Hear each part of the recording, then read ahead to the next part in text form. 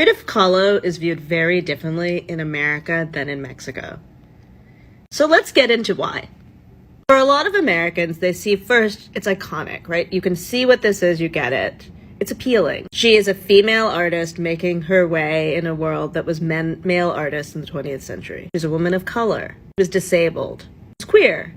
For a lot of women, she is this sort of iconic thing that they want to have around them. There's a lot of commercialization about her and her bravery. But I think from an American lens, there's a lot of things that you're missing about the ways that Frida Kahlo treated indigenous communities. Frida Kahlo was making art at a time when there was a really national charge in Mexico to create a national Mexican identity that basically subsumed and many communities. She's mestiza, so she is purepeca, and she, though, used any identity in her art. So she just picked up any indigenous culture, and here she is in a portrait as a Tehuana. She said about this, she had never been there, but she liked how it looked, and it felt Mexican. So in that language you see, she's taking something that is not hers and appropriating it. She's not alone in doing this. For example, here is Maria Izquierdo. But what happens who's a contemporary artist of Frida Kahlo,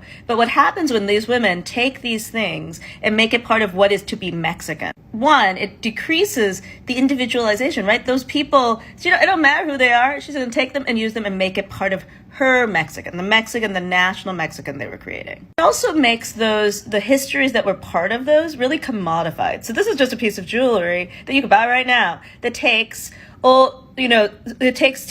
from Teotihuacan and makes it in part of just contemporary jewelry. So then rather than honoring the individual cultures, which she is, she's lifting them up, but in her auspices. And she's also anonymizing them on some level. She does use their names. This is an Olmec jade figure, but they're part of being Mexican. They're subsumed within Mexican rather than being Olmec. So for a lot of Mexicans, rather than a symbol of bravery, she looks at this like a symbol of erasure and somebody who was taking and commodifying it for her own gain.